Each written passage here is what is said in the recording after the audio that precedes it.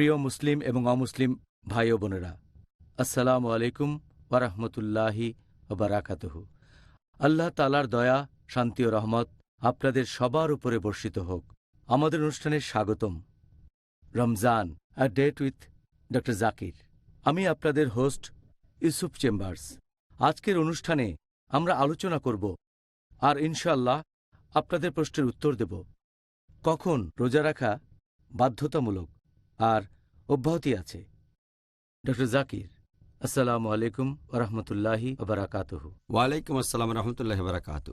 Doctor Zakir, বুঝতেই পারছেন আমাদের অনেক পথ পাড়ি দিতে হবে আজকের এই টপিক নিয়ে, আর আমি নিশ্চিত আজকেও আমাদের দর্শকরা আপনার উত্তরগুলো শুনে দারুণভাবে উপকৃত হবেন ইনশাআল্লাহ। ইনশাআল্লাহ।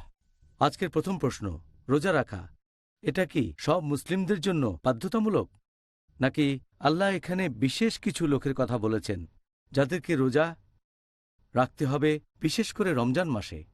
আলহামদুলিল্লাহ, ওয়াসসালাতু ওয়াসসালাম আলা রাসূলিল্লাহ ওয়া আলা আলিহি ওয়া সাহবিহি আজমাইন। কোনো লোকের জন্য রোজা রাখা বাধ্যতামূলক হতে গেলে অবশ্যই তাকে 5টা শর্ত পূরণ করতে হবে। 1 নম্বর হচ্ছে তাকে হতে হবে একজন মুসলিম। 2 নম্বর, সেই লোক হবে সুস্থ মস্তিষ্কের। 3 নম্বর, তাকে অবশ্যই সাবালক অথবা সাবালিকা হতে হবে, তার মানে তাকে প্রাপ্তবয়স্ক হতে হবে। 4 নম্বর, তাকে হতে হবে স্বাস্থ্যবান। 5 নম্বর, সেই লোক তখন কোথাও ভ্রমণ করবে না, সে একটা নির্দিষ্ট জায়গায় থাকবে। এছাড়া মহিলাদের রোজার ক্ষেত্রে অতিরিক্ত আরও 4টা শর্ত পূরণ করতে হবে। যদি সে হয় একজন মহিলা, যদি সে হয় নারী, তার ক্ষেত্রে রোজা বাধ্যতামূলক হতে গেলে অতিরিক্ত আরও 4টা শর্ত পূরণ করতে হবে। 1 নম্বর, সে সময় তার রজস্রাব হবে না। এছাড়াও এ সময় প্রসব পরবর্তীকালীন রক্তস্রাবও হবে না। বাচ্চাকে নিজে দুধ খাওয়াবে না অথবা গর্ভবতী থাকবে না। তাহলে মহিলাদের ক্ষেত্রে এই সময় 9টা শর্তের সবগুলো পূরণ হলে তখন তার জন্য রোজা বাধ্যতামূলক হবে। আর পুরুষদের ক্ষেত্রে প্রথম 5টা শর্ত পূরণ হলে রমজান মাসে রোজা রাখা তাদের জন্য বাধ্যতামূলক হয়ে যাবে। তাহলে আপনি যা বললেন সেটা থেকে আমি যেটা বুঝলাম তা হলো রোজা এটা শুধু মুসলিমদের জন্য বাধ্যতামূলক। কথাটা ঠিক? ঠিক বলেছেন, শুধুমাত্র মুসলিমদের জন্যই রোজা রাখাটা বাধ্যতামূলক। কোনো অমুসলিম বা অবিশ্বাসীদের জন্য রোজা রাখা বাধ্যতামূলক না। এর কারণ হচ্ছে আল্লাহ সুবহানাহু ওয়া তাআলা বলেছেন পবিত্র কোরআনে সূরা নূর অধ্যায় নম্বর 24 আয়াত নম্বর 39 যে একজন অবিশ্বাসীর কাজ, তার মানে যে অমুসলিম, একজন অবিশ্বাসীর কাজ হলো মরুভূমির মধ্যে মরীচিকার মতো। তৃষ্ণার্ত লোক মনে করে সেখানে পানি আছে, কিন্তু যখন পৌঁছায় তখন দেখে যে কোনো পানি নেই, কিন্তু সেখানে পাবে আল্লাহকে। তখন আল্লাহ তার কর্মফল পূর্ণমাত্রায় দেবেন এবং আল্লাহ তাআলা হিসাব গ্রহণে তৎপর। তার মানে পরকালের জীবনে অবিশ্বাসীরা তাদের কাজের ফল কোনো ভালো কিছু পাবে না এবং আল্লাহ হিসাব গ্রহণে তৎপর।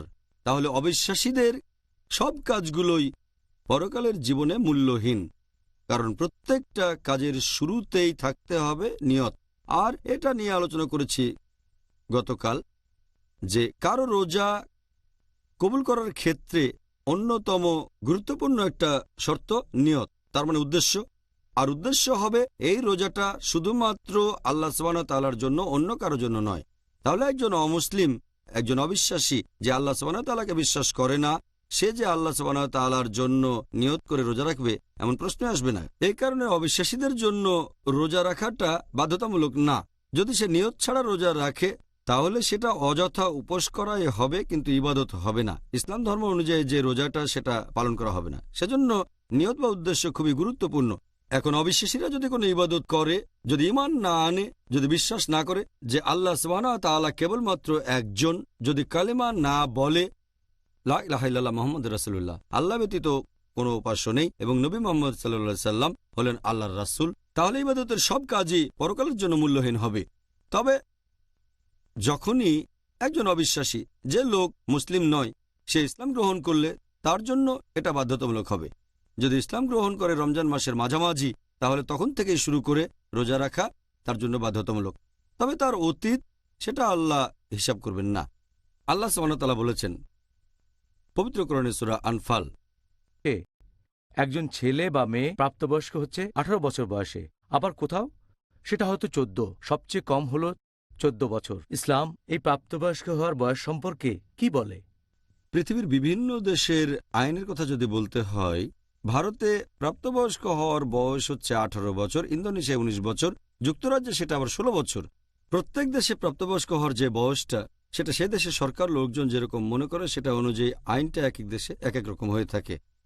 কিন্তু ইসলামে রোজা রাখা ফরজ হয়, নামাজ পড়া ফরজ হয়, ইবাদত করা ফরজ হয়ে যায় যখন সে সাবালক বা সাবালিকা হয়ে যায়। এখানে মূলত শর্ত হচ্ছে 3টা। যদি এই 3টার যে কোনো একটা শর্ত পূরণ হয় তাহলে ধরা হবে যে সেই ছেলে বা মেয়ে প্রাপ্তবয়স্ক। 1 নম্বর হচ্ছে তার শরীরের বিভিন্ন অংশে লোম গজানো শুরু করা।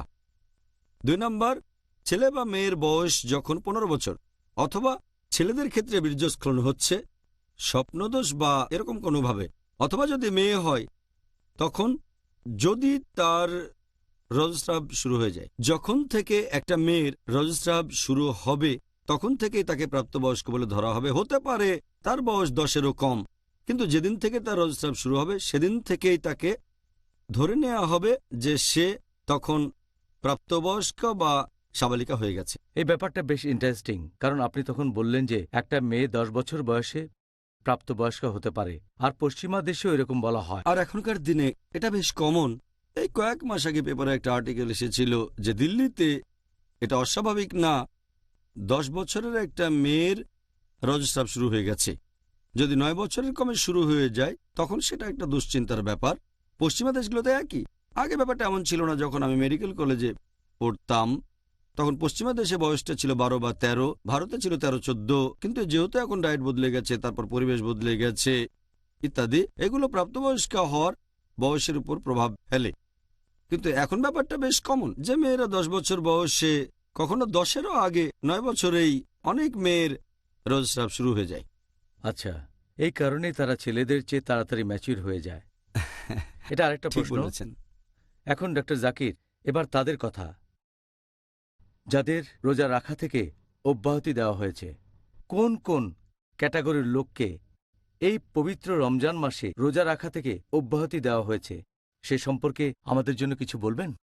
এখানে আমি বলবো যে আমার মতে মানুষকে রোজা রাখা থেকে অব্যাহতি দেওয়া হয়। 1 নম্বর, যদি সেই লোক অবিশ্বাসী হয়, অমুসলিমও হয়। 2 নম্বর, যদি সে অপ্রাপ্তবয়স্ক হয়। 3 নম্বর, যদি সে উন্মাদ হয়ে থাকে। 4 নম্বর, যদি মহিলা হয় আর তখন রজস্রাব হয়, সে রোজা রাখবে না। 5 নম্বর, যদি কোনো মহিলার প্রসব পরবর্তী রক্তস্রাব হয়ে থাকে। 6 নম্বর, মহিলা গর্ভবতী হলে অব্যাহতি দেওয়া হয়েছে। 7 নম্বর, মহিলা বাচ্চাকে নিজের দুধ খাওয়ালে। 8 নম্বর, যদি কেউ রোগাক্রান্ত হয়, অসুস্থ থাকে, অব্যাহতি দেওয়া হয়েছে। 9 নম্বর, যদি সেই লোক বিকলাঙ্গ হয়।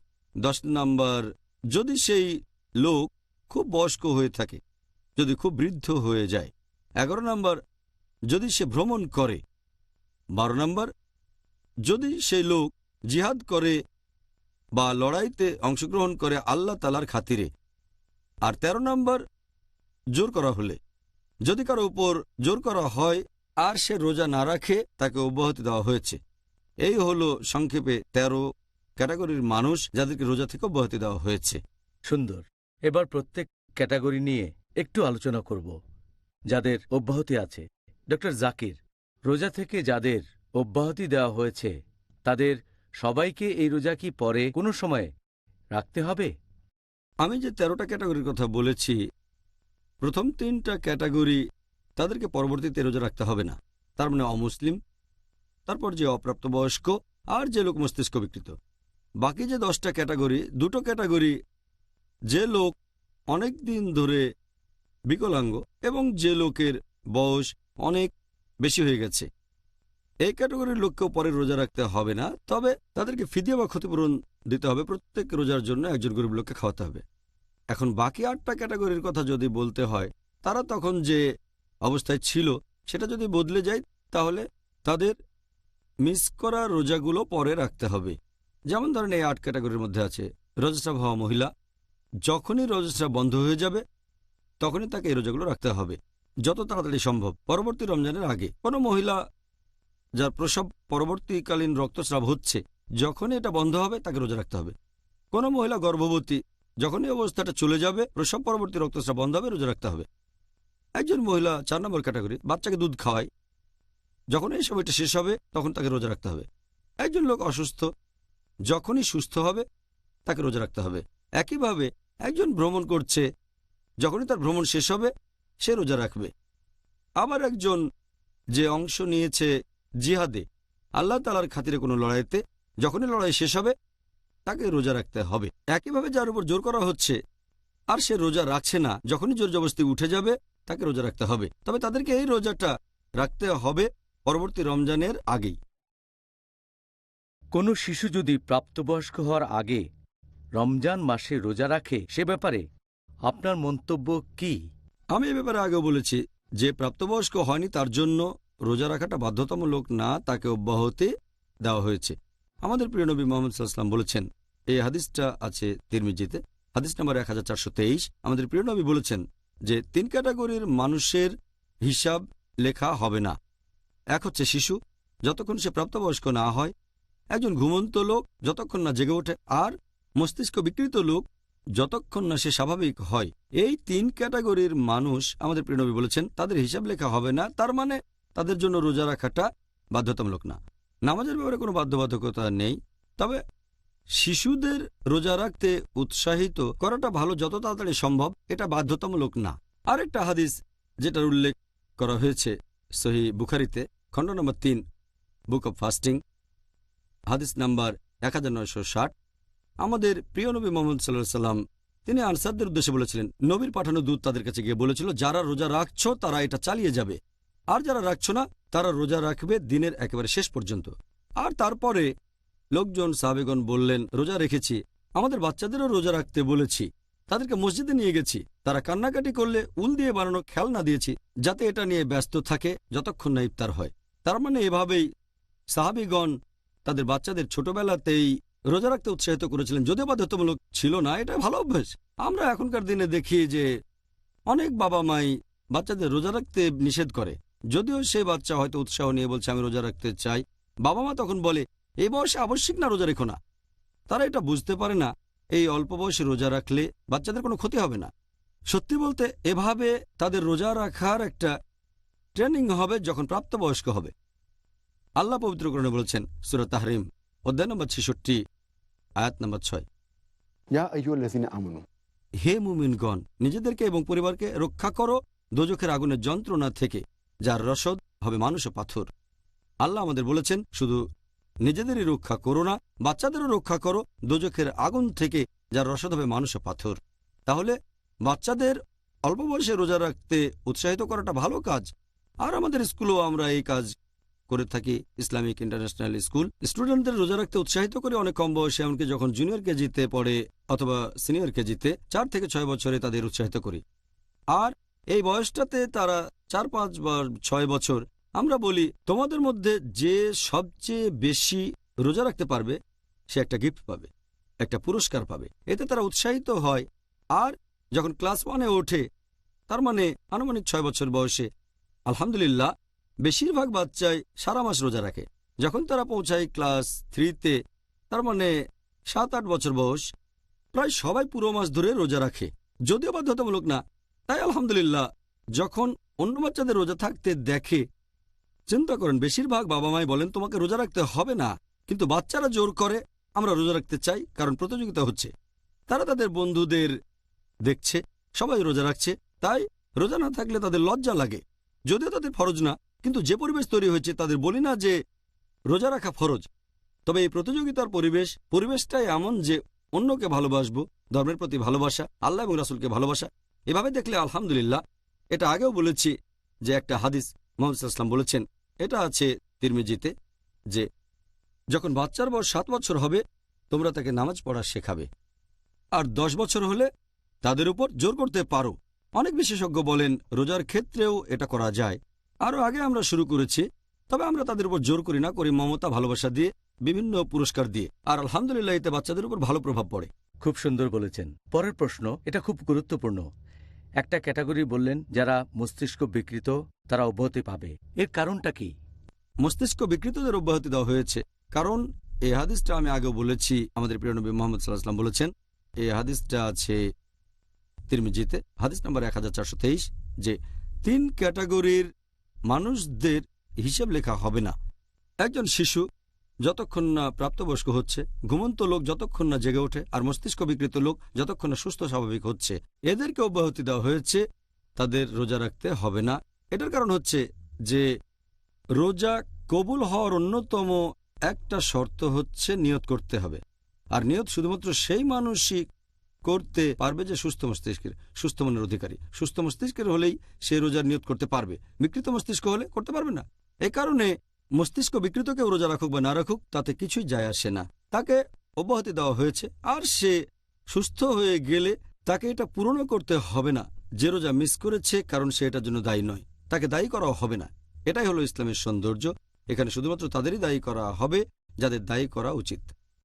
শুধুমাত্র তাদের দায়ী করা হবে যারা নিয়ত করতে পারেন সজ্ঞানে। ঠিক বলেছেন। আচ্ছা, সুন্দর বলেছেন। পরের প্রশ্ন, একজন মহিলার দৃষ্টিকোণ থেকে যার রক্তস্রাব হয়েছে অথবা প্রসব পরবর্তী রক্তস্রাব, তাদের জন্যে রোজা রাখা নিষিদ্ধ নাকি ঐচ্ছিক, কোনটা? এরকম মহিলার কথা যদি বলেন যার রজস্রাব শুরু হয়ে গেছে বা প্রসব পরবর্তী রক্তস্রাব, আমাদের প্রিয় নবী বলেছেন, হাদিসটা সহিহ বুখারীতে আছে, এছাড়াও সহিহ মুসলিমে, সেই মহিলার জন্য রোজা রাখা নিষিদ্ধ যার রজস্রাব অথবা প্রসব পরবর্তী রক্তস্রাব চলছে। এ সময় এটা ঐচ্ছিক না, এটা নিষিদ্ধ। আর এর পেছনে কারণটা হচ্ছে, যখন কোনো মহিলার শরীর থেকে রক্ত বের হয়ে যায়, সে অনেক রক্ত হারায়। আর এ অবস্থায় যদি রোজা রাখে সে তার স্বাস্থ্যের জন্য ভালো হবে না। আল্লাহ সুবহানাহু ওয়া তাআলা এখানে দয়া করেছেন, এই মহিলাকে অব্যাহতি দিয়েছেন আর আবশ্যক করেছেন যে তারা রোজা রাখবে না, তা না হলে তাদের স্বাস্থ্যের ক্ষতি হতো। আর আল্লাহ সুবহানাহু ওয়া তাআলা মানুষের উপর অতিরিক্ত বোঝা চাপাতে চান না, সে কারণেই এই মহিলাদের রোজা থেকে অব্যাহতি দেওয়া হয়েছে। আর এমনকি দিনের মাঝ সময়েও যদি কারো রজস্রাব শুরু হয়ে যায়, রোজা ভেঙে ফেলতে হবে। যদি সেটা সূর্যাস্তের কয়েক মিনিট আগেও হয়ে যায়, রোজা ভেঙে ফেলতে হবে, তবে এই রোজাটা পরে রাখতে হবে। আবার ধরেন কারো রজস্রাব শুরু হয়েছে আর সেটা শেষ হলো ফজরের ওয়াক্তের ঠিক আগে আগে, তখন যদি মহিলা গোসল নাও করে রোজা রাখতে পারে। কিন্তু যদি শেষ হয় ফজরের ওয়াক্তের কয়েক মিনিট পরে, রোজা রাখতে পারবে না, রোজা ভেঙে ফেলতে হবে আর এই রোজাটা পরে রাখতে হবে। ঠিক আছে, এবারের প্রশ্নটা হচ্ছে সেরকম কোনো মহিলা সম্পর্কে যে গর্ভবতী অথবা যে তার বাচ্চাকে নিজের দুধ খাওয়াচ্ছে, এদের অব্যাহতি দেওয়া হয়েছে কেন? পবিত্র কোরআনের আয়াত বলছে, সূরা বাকারা অধ্যায় নম্বর 2 আয়াত 185, যে যদি কেউ অসুস্থ থাকে বা ভ্রমণ করে সে তাহলে এই সময়ের রোজাগুলো পরে রাখতে পারে। তো বেশিরভাগ ফুকাহা, বেশিরভাগ বিশেষজ্ঞ তারা বলেন যে মহিলা গর্ভবতী বা দুধ খাওয়ান তারা সেই ক্যাটাগরিতে পড়বে যারা অসুস্থ, সেজন্য তারা চাইলে রোজাটা নাও রাখতে পারে। তবে এ ব্যাপারে একটা ক্লিয়ার কাট সহিহ হাদিস আছে যেখানে নবী এই মহিলাদেরকে রোজা রাখা থেকে অব্যাহতি দিয়েছেন। হাদিসটা আছে সুনান ইবনে মাজাহ, হাদিস নাম্বার 1667, যে আমাদের প্রিয় নবী বলেছেন, একজন ভ্রমণকারীকে রোজা রাখা এবং নামাজের কিছু অংশ থেকে অব্যাহতি দেওয়া হয়েছে। আর রোজা থেকে অব্যাহতি দেওয়া হয়েছে সেই মহিলাদেরকে যারা গর্ভবতী এবং যারা দুধ খাওয়ায়। আমাদের প্রিয় নবী মুহাম্মদ সাল্লাল্লাহু আলাইহি ওয়াসাল্লাম আরও বলেছেন, এই হাদিসটা আছে সুনান আল নিসাইতে, বুক অব ফাস্টিং, হাদিস নম্বর 2274, যে আল্লাহ তাআলা ভ্রমণকারীদেরকে অব্যাহতি দিয়েছেন রোজা রাখা থেকে, নামাজের অর্ধেক থেকে, এবং আল্লাহ তাআলা অব্যাহতি দিয়েছেন গর্ভবতী মহিলাদের এবং যে মহিলারা দুধ খাওয়ায় রোজা থেকে। এই দুই হাদিসের উপর ভিত্তি করে এটা পরিষ্কার যে গর্ভবতী মহিলারা আর যে মহিলারা দুধ খাওয়ায় তাদের অব্যাহতি দেওয়া হয়েছে। এখানে লজিক্যাল কারণ হিসেবে বলা যেতে পারে যে যখন কোনো মহিলা গর্ভবতী থাকে অথবা বাচ্চাকে দুধ খাওয়ায়, সে যে খাবার খায় সেটা শুধু নিজের জন্যই খায় না, খাবারটা তার জন্য, এছাড়াও যে শিশুটা গর্ভে আছে অথবা যাকে দুধ খাওয়াচ্ছে তার জন্য। এখন সেই মহিলা রোজা রাখা তার নিজের জন্য বা বাচ্চার জন্য কঠিন হয়ে যায় বলে সে রোজা থেকে অব্যাহতি পেয়েছে।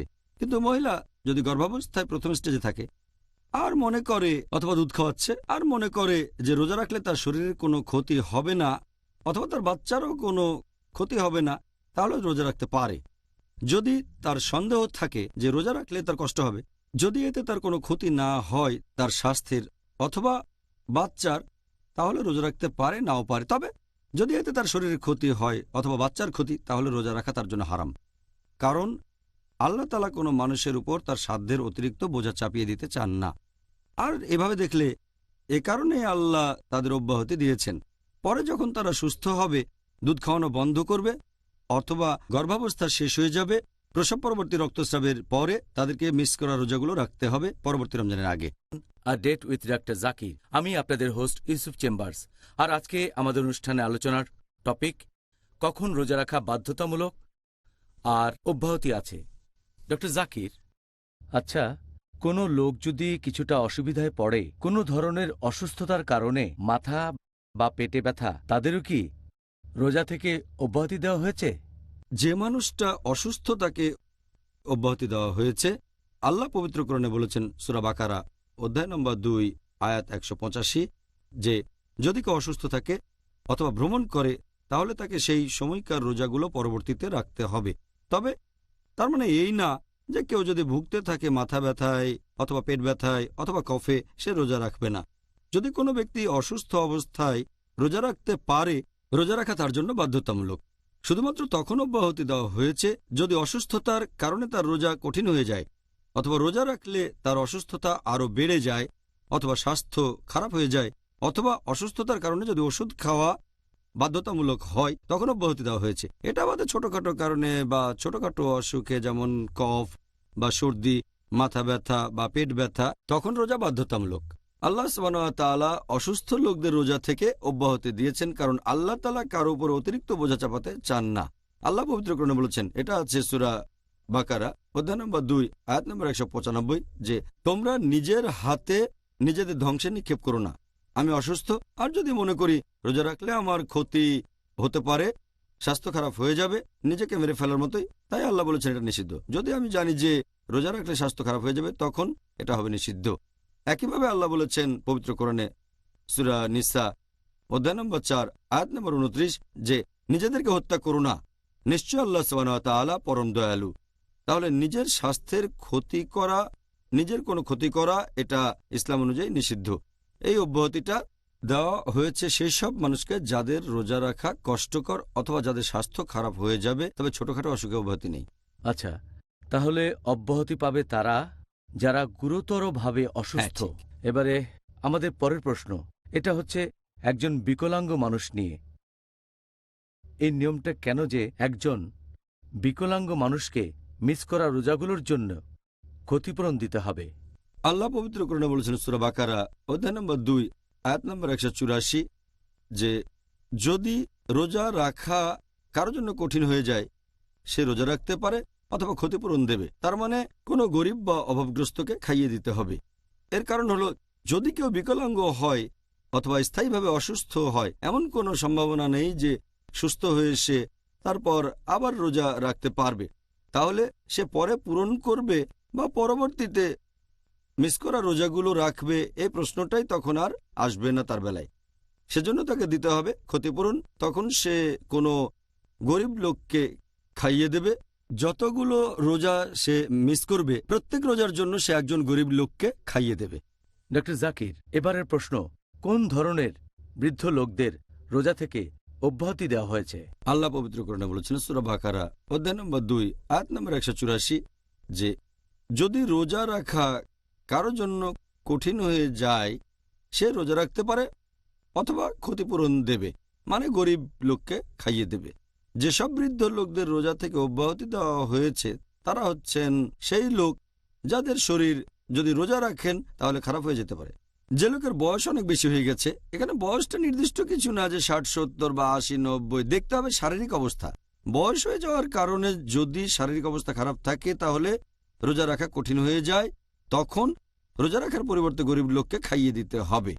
আর একটা হাদিস আমাদের প্রিয় নবী মুহাম্মদ সাল্লাল্লাহু আলাইহি ওয়াসাল্লামের সহিহ বুখারী খণ্ড নম্বর 6 হাদিস নাম্বার 4505 আমাদের প্রিয় নবী বলেছেন যে বয়স্ক পুরুষ এবং মহিলাদের রোজা রাখতে হবে না, তবে তারা প্রত্যেক রোজার জন্য একজন করে অভাবগ্রস্ত লোককে খাইয়ে দেবেন।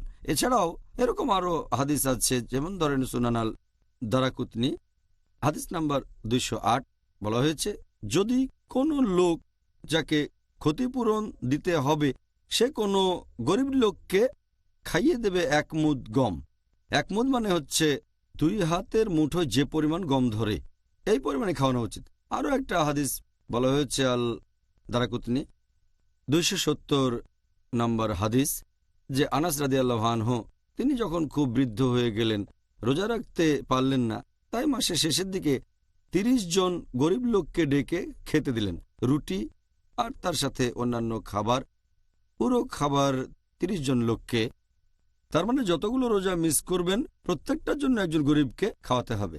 এবার আপনার প্রশ্নটাতে আসি, যদি সেই বয়স্ক মানুষ হয়, মানসিকভাবে সুস্থ কিন্তু স্বাস্থ্যবান না, সেরকম ক্ষেত্রে গরিব লোককে খাইয়ে দেবে বা ক্ষতিপূরণ দেবে। আবার কোনো বয়স্ক লোক যদি মানসিক বিকারগ্রস্ত হয়ে থাকে, মানসিকভাবে সুস্থ না থাকে, তাহলে তাকে রোজা রাখতে হবে না, অব্যাহতি দেওয়া হয়েছে। গরিব মানুষকে খাইয়ে তার ক্ষতিপূরণও দিতে হবে না, কারণ সে তখন শিশুর মতো।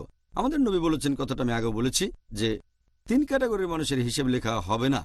যে এখনো শিশু, প্রাপ্তবয়স্ক হয়নি, এই অসুস্থ বৃদ্ধ শিশুদের মতোই, অথবা তারা মানসিক বিকারগ্রস্ত লোকের মতো, বার্ধক্যজনিত কারণে মানসিক জড়তায় ভুগছে, বয়স হয়ে গেলে মানসিক সুস্থতা আগের মতো থাকে না, তাদের রোজা রাখতে হবে না, অথবা রোজা মিস করার জন্য খাওয়াতেও হবে না, কাউকে কোনো ক্ষতিপূরণ দিতে হবে না। আচ্ছা, তাহলে এ ব্যাপারে উত্তরটা জানলাম। এখন যদি কেউ ভ্রমণ করে, তখন তার জন্যে রোজা রাখাটা কি নিষিদ্ধ নাকি ঐচ্ছিক?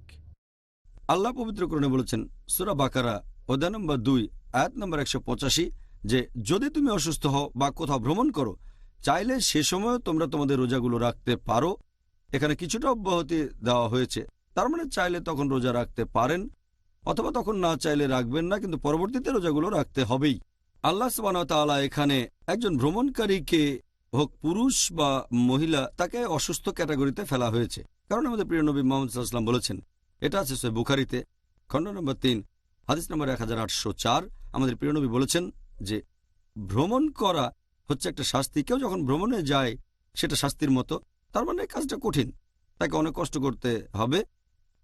আর এটার উল্লেখ আছে সহিহ বুখারীতে খণ্ড নম্বর 3 বুক অব ফাস্টিং হাদিস নাম্বার 1943। একজন সাহাবা ছিলেন হামজা রাদিয়াল্লাহু আনহু, তিনি ভ্রমণের সময় রোজা রাখতেন। নবীকে জিজ্ঞেস করলেন যে ভ্রমণের সময় রোজা রাখবো নাকি রাখবো না। তখন নবী বললেন, যদি তুমি চাও তাহলে রাখতে পারো, আর যদি না চাও তাহলে রাখবে না। তার মানে ব্যাপারটা হচ্ছে, কেউ রোজা রাখতে চাইলে রাখতে পারে, যদি না রাখতে চায় তাহলে রাখবে না। যেমন ধরেন একজন লোক ভ্রমণ করা অভ্যস্ত, ভ্রমণে তার তেমন কষ্ট হয় না, যদি সে রোজা রাখতে চায় কোনো সমস্যা নেই, তার জন্য ভালো। আবার কারো হয়তো ভ্রমণে কষ্ট হয় আর সে রোজা রাখতে চায় না, তাহলে রাখবে না। এটা আমরা হযরত আনাস রাদিয়াল্লাহু আনহুর সেই হাদিস থেকে জানতে পারি। তিনি বলেছেন, এটা আছে সহিহ বুখারীতে খণ্ড নম্বর 3 হাদিস নম্বর 1947, যে হযরত আনাস রাদিয়াল্লাহু আনহু তিনি বলেছেন, যখন আমরা নবীর সাথে ভ্রমণ করতাম, সাহাবীগণের কেউ কেউ রোজা রাখতেন, অনেকে রোজা রাখতেন না। তবে যারা রোজা রাখতেন তারা তাদের সমালোচনা করতেন না যারা রোজা রাখেননি, আর যারা রোজা রাখেননি তারা রোজদারদের কোনো সমালোচনা করতেন না। তাহলে এখানে ব্যাপারটা ঐচ্ছিক, কষ্ট সহ্য করে রাখতে চাইলে রাখতে পারে, আর তখন না রাখতে চাইলে সেটা পরে করতে হবে। তাহলে আমরা বুঝতে পারছি যে এটা হলো ঐচ্ছিক। ঠিক বলেছেন। এখন কেউ যদি ভ্রমণ করা অবস্থায় রোজা রাখে, তাহলে কি সে আল্লাহর কাছ থেকে বেশি পুরস্কার পাবে? আল্লাহ তাআলা এর আগের আয়াতে বলেছেন সূরা বাকারা অধ্যায় নম্বর 2 আয়াত নম্বর 184, যে কেউ অসুস্থ অথবা ভ্রমণ করলে সেই রোজাগুলো পরে রাখতে পারে, অথবা যার জন্য রোজা রাখাটা কষ্টকর সে রোজা রাখতে পারে, অথবা ক্ষতিপূরণ দিতে পারে, গরিব লোককে খাইয়ে দেবে। তবে তাদের জানিয়ে দাও রোজা রাখাটাই উত্তম। এতে প্রমাণ হয় রোজা রাখাটাই বেশি উত্তম। তবে তারা চাইলে অব্যাহতি আছে, এতে গুনাহ হবে না, রোজাগুলো পরে রাখতে পারবে, কিন্তু রোজা রাখাটা ভালো। এরকম অনেক সহিহ হাদিস আছে। আমাদের নবী মুহাম্মদ সাল্লাল্লাহু আলাইহি ওয়াসাল্লামের একটা সহিহ হাদিস, এটার উল্লেখ আছে সহিহ মুসলিমে খণ্ড নম্বর 2 বুক অব ফাস্টিং হাদিস নাম্বার 2492, যে একবার সাহাবীগণ নবীর সাথে ভ্রমণ করছিলেন। যেহেতু খুব গরম পড়েছিল, কেউ রোজা রাখেনি, শুধু রোজা ছিলেন আমাদের নবী আর একজন সাহাবা আব্দুল্লাহ বিন আবি রাওয়া। এরকম আরও বেশ কয়েকটা হাদিস আছে সহিহ মুসলিমে খণ্ড নম্বর 2 বুক অব ফাস্টিং হাদিস নম্বর 2472 এবং 2473, যে সাহাবীগণ নবীর সাথে ভ্রমণ করছেন। কিছু সাহাবী রোজা রেখেছেন, আবার অনেকে রাখেননি। নবী যখন জানতে পারলেন সাহাবিগণের পক্ষে রোজা রাখাটা কঠিন হয়ে যাচ্ছে, তিনি রোজা তখন ভেঙে ফেললেন। আরও একটা হাদিস সহিহ মুসলিম খণ্ড নম্বর 2 বুক অব ফাস্টিং হাদিস নাম্বার 2472। একবার আমাদের নবী, সেটা ছিল মক্কা বিজয়ের বছর, সাহাবিগণের সাথে এক জায়গায় গেলেন। তিনি বুঝতে পারলেন যেসব সাহাবী রোজা রেখেছিলেন তাদের জন্য রোজা রাখাটা কষ্টকর হয়ে যাচ্ছে।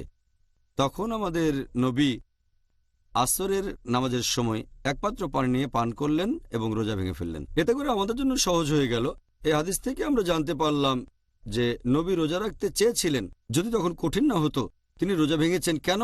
কারণ সাহাবিগণের জন্য রোজা রাখা কষ্টকর হয়ে যাচ্ছিল। আমাদের নবী তার সাহাবিগণকে কোনো সংকটের ভিতরে ফেলতে চাননি, সেজন্য রোজা ভেঙেছেন। তবে এখান থেকে আমরা জানতে পারি রোজা রাখা ভালো যদি রাখতে পারেন, যদি না পারেন কোনো সমস্যা নেই, আপনি এই রোজাগুলো পরে রাখতে পারেন। এছাড়াও আমরা জানতে পারি যে রোজা রাখাটাই বেশি ভালো। কেন? কারণ যদি কেউ পরে রোজা রাখতে চায়, যে ভ্রমণ করছে, আল্লাহ না করুক যদি সে ভ্রমণ করতে গিয়ে কোনো কারণে মারা যায়, তাহলে তার এই কাজটা অসম্পূর্ণ থেকে যাবে, যে কাজটা ফরজ। তাই ভ্রমণ করার সময় যদি কেউ রোজা রাখতে পারে তাহলে তার জন্য রোজাই বেশি ভালো। আর এছাড়াও যখন ভ্রমণ করবেন এই পবিত্র রমজান মাসে, দেখবেন আশেপাশের লোকজনও রোজা রেখেছেন। এভাবে দেখলে ব্যাপারটা বেশ সোজা। যখন বাড়ি ফিরে আসবেন রমজান মাস শেষ হয়ে গেলে, যদি একা রোজা রাখতে চান আর অন্য কেউ না রাখে, তখন এটা বেশ কঠিন কঠিন লাগে। তাহলে এটা একটা অন্যতম কারণ যে ভ্রমণ করার সময় যদি কষ্ট সহ্য করে রোজা রাখতে পারেন তাহলে ভালো, সবও পাবেন বেশি। ডক্টর জাকির, যে লোক জিহাদ করছে তাকে রোজা থেকে অব্যাহতি দেওয়া হয়েছে কেন? যখন কোনো লোক জিহাদে অংশগ্রহণ করছে, রোজা রাখলে তো সে দুর্বল হয়ে পড়বে, সে তখন ভালোভাবে যুদ্ধ করতে পারবে না, যেটা সে করছে আল্লাহ সুবহানাহু ওয়া তাআলার খাতিরে। এজন্য আমাদের প্রিয় নবী বলেছেন, এটা আছে সহিহ মুসলিমে খণ্ড নম্বর 2 অধ্যায় নম্বর 420 বুক অব ফাস্টিং হাদিস নম্বর 2486, যে একবার নবী মুহাম্মদ সাল্লাল্লাহু আলাইহি ওয়াসাল্লাম জিহাদের জন্য রওনা হচ্ছেন। তখন সাহাবীগণকে বললেন, শত্রুর মুখোমুখি হতে যাচ্ছি, রোজা না রাখলে শরীরে শক্তি পাবো, রোজা ভেঙে ফেলো। এই কথা শোনার পর কিছু সাহাবী তখনই তাদের রোজা ভেঙে ফেললেন, আবার অনেকে তারপর রোজা রাখলেন। এরপরে যখন থামলেন তখন নবী বললেন, রোজা রাখলে তোমরা দুর্বল হয়ে পড়বে, রোজা না রাখলে শরীরে শক্তি পাবে, তাই রোজা ভেঙে ফেলো, আমি আদেশ দিচ্ছি রোজা ভেঙে ফেলো। তখন সবাই রোজা ভেঙে ফেললেন। রোজা না রাখলে শরীরে বল ফিরে পাবো আর আমরা আল্লাহ তাআলার খাতিরে লড়াই করতে পারবো আরো ভালোভাবে, তাহলে জেতার সম্ভাবনা বেশি থাকবে ইনশাআল্লাহ। আচ্ছা, সুন্দর বলেছেন ডক্টর জাকির। আমরা পিস টিভির দর্শকদের কাছ থেকে হাজার হাজার চিঠি পেয়েছি পবিত্র রমজানের উপর আর আজকের টপিকের উপরও, কখন রোজা রাখা বাধ্যতামূলক আর অব্যাহতি আছে। এখন আমরা দর্শকদের প্রশ্নগুলো নিয়ে আলোচনা করব। প্রথম প্রশ্ন এটা করেছেন একজন দর্শক, আর তিনি প্রশ্ন করেছেন একজন লোক অন্য কোনো শহরে একটানা কতদিন থাকলে, সর্বোচ্চ কতদিন থাকলে তাকে ভ্রমণকারী বলা হবে আর রোজা থেকে অব্যাহতি পাবে। এখানে তিনি একটা উদাহরণও দিয়েছেন যে মনে করেন সে একজন ছাত্র, বিদেশে গেছে পড়াশোনা করতে, হয়তো 2 মাস, সে কি রমজান মাসে রোজা থেকে অব্যাহতি পাবে? বেশিরভাগ বিশেষজ্ঞ এ ব্যাপারে বলেন যে নামাজ পড়ার ক্ষেত্রে যে নিয়মটা, যখন কোনো লোক ভ্রমণ করছে, এ ব্যাপারে হাদিসটা আগেও বলেছি যে আমাদের প্রিয় নবী মুহাম্মদ সাল্লাল্লাহু আলাইহি ওয়াসাল্লাম বলেছেন, এটা আছে সুনান ইবনে মাজাহ হাদিস নাম্বার 1667। আমাদের প্রিয় নবী বলেছেন যে আল্লাহ তাআলা তাদেরকে অব্যাহতি দিয়েছেন রোজা রাখা থেকে এবং নামাজের অর্ধেক থেকে যারা ভ্রমণ করছে, আর মহিলাদের রোজা থেকে অব্যাহতি দিয়েছেন যখন গর্ভবতী ইত্যাদি। একজন ভ্রমণকারীর নামাজের ক্ষেত্রে যে নিয়ম, রোজা রাখার ক্ষেত্রেও একরকম একটা নিয়ম আছে। এখন বেশিরভাগ ফুকাহা, বেশিরভাগ বিশেষজ্ঞের যদিও মতভেদ আছে, তবে নামাজের ক্ষেত্রে তারা বলেন যে একজন লোক তার নিজের শহর ছেড়ে অন্য শহরে ম্যাক্সিমাম যতদিন থাকলে ভ্রমণকারী বলা হতে পারে সেটা হলো 4 দিন। বেশিরভাগ বিশেষজ্ঞ রোজার ক্ষেত্রে এই নিয়মটা মানেন যে নিজের শহর ছেড়ে অন্য শহরে ম্যাক্সিমাম যতদিন থাকলে ভ্রমণকারী বলা হবে সেটা 4 দিন। 4 দিনের বেশি হলে তাকে ভ্রমণকারী বলে গণ্য করা হবে না। যদিও বিশেষজ্ঞগণের মধ্যে একটা মতভেদ আছে, তবে বেশিরভাগ বিশেষজ্ঞ এটা বলেন। এরপর প্রশ্নটা দ্বিতীয় অংশে আসি, যে যদি কেউ পড়াশোনা করার জন্য দেশের বাইরে যায় আর সেখানে 2 বা 3 বা 4 মাস বা 5 মাস থাকে, তাকে কি ভ্রমণকারী বলে ধরা হবে? না। এই পরিস্থিতিতে সে আছে অনেকদিন ধরে, কয়েক মাস ধরে এখানে যদি রোজার কথা বলতে হয় তাকে রোজা রাখতে হবে। রমজান মাসে রোজা রাখা তাদের জন্য বাধ্যতামূলক। পরের প্রশ্ন, ধরেন একজন লোক, সে হয়তো সারাদিন রোজা রেখেছে, তারপর ভ্রমণ শুরু করলো, হয়তো বিকেলে, রোজা অবস্থায় বিকেলে ভ্রমণ শুরু করলো, তখন তার জন্য রোজা ভাঙা কি বাধ্যতামূলক নাকি এটা ঐচ্ছিক? এখানে তার জন্যে কোনটা করা ভালো হবে? যদি কেউ তার ভ্রমণ শুরু করে দুপুরে অথবা বিকেলে অথবা বিকেল পর্যন্ত যদি সে তার নিজের শহরে থাকে, তাহলে রোজা রাখাটা তার জন্য ফরজ। সেই সময়টা ভ্রমণকারীকে শুধু তখনই রোজা ভাঙার অনুমতি দেওয়া হয়েছে যখন নিজের শহর ছেড়ে সে চলে যাবে। যদি সে ঠিক করে যে বিকেলে ভ্রমণ শুরু করবে, তাহলে অব্যাহতি নেই যে সেদিন রোজা রাখবে না, সে রোজা রাখতে হবে। কারণ তার প্ল্যানটা বদলাতে পারে, হয়তো বিকেল বেলায় প্ল্যানটা বদলাতে পারে, তখন রোজা না রাখলে গুনাহ হবে। তাহলে একজন ভ্রমণকারী শুধু তখনই রোজা ভাঙতে পারবে যখন শহরের বাইরে যাচ্ছে। শহর ছেড়ে না গেলে ভাঙতে পারবে না। যদি শহরের বাইরে চলে যায় বিকেল বেলায়, তখন ভাঙার অনুমতি আছে। এমন না যে এটা ভাঙতেই হবে। কষ্ট না হলে সে রোজা রাখতে পারে, কমপ্লিট করতে পারে। এটা ঐচ্ছিক। আচ্ছা, সুন্দর বলেছেন। এবারের প্রশ্ন, এটা করেছেন একজন পাইলট, আর তিনি প্রায় সবসময়ই ভ্রমণের উপরেই থাকেন। প্রত্যেক দিন প্লেনে করে ভ্রমণ করছেন, অনেক লম্বা পথ। তার প্রশ্নটা হলো যে তিনি কি সবগুলো রোজা থেকে অব্যাহতি পাবেন? যদি কারো পেশাটা এরকম হয় যে সে পাইলট অথবা সে একজন নাবিক, তাকে ভ্রমণ করতে হয়, নিজের শহর ছেড়ে অন্য জায়গায় যেতে হয়, তাকে ভ্রমণকারী বলে ধরা হবে। সে রোজায় অব্যাহতি পাবে, তবে তাকে এই রোজাগুলো রাখতে হবে পরবর্তী রমজান মাসের আগেই। যদি সে অনেক বেশি ভ্রমণ করে, তাহলে রোজা রাখতে হবে ছুটির দিনে, যে ছুটির দিনগুলো পাবে।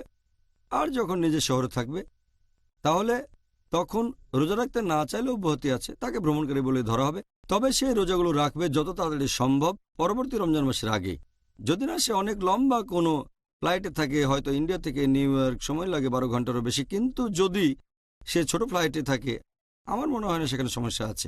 আচ্ছা, এবারে পরের প্রশ্ন, ধরেন একজন লোক, সে সৌদি আরবে কাজ করে, অথবা হয়তো সে সৌদি আরবে বসবাস করে, আর গত রমজান মাসে সে রোজা রাখা শুরু করেছে সৌদি আরবে। গত বছর সৌদি আরবে রোজা শুরু হয়েছে 2 দিন আগে, ভারতের চাইতে।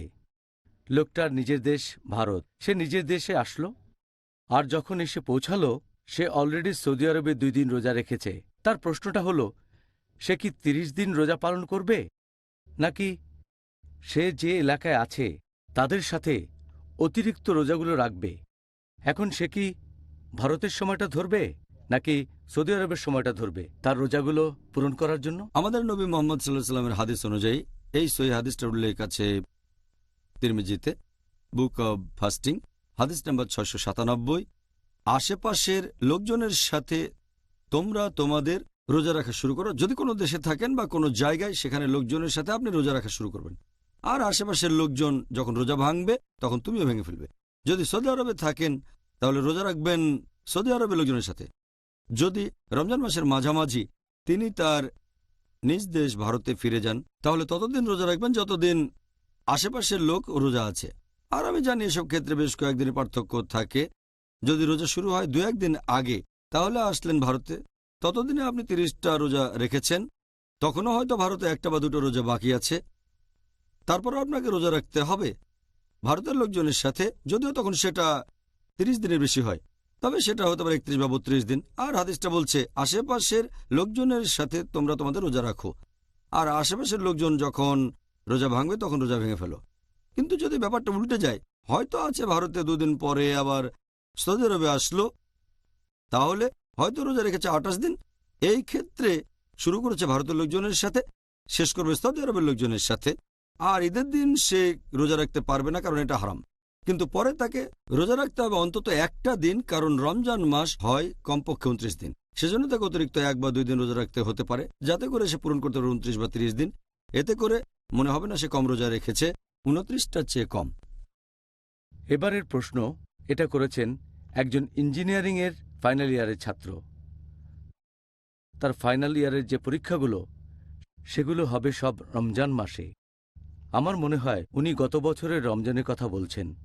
তার বাবা আর মা তাকে উপদেশ দিয়েছে যে রমজান মাসে তার রোজা রাখার দরকার নেই, কারণ এতে তার পরীক্ষা খারাপ হতে পারে। এখন এই কারণে কি কাউকে রোজা থেকে অব্যাহতি দেওয়া হয়েছে? যদি কেউ রোজা না রাখতে চায় শুধুমাত্র পরীক্ষার কারণে, এটা কোনো যথার্থ কারণ না।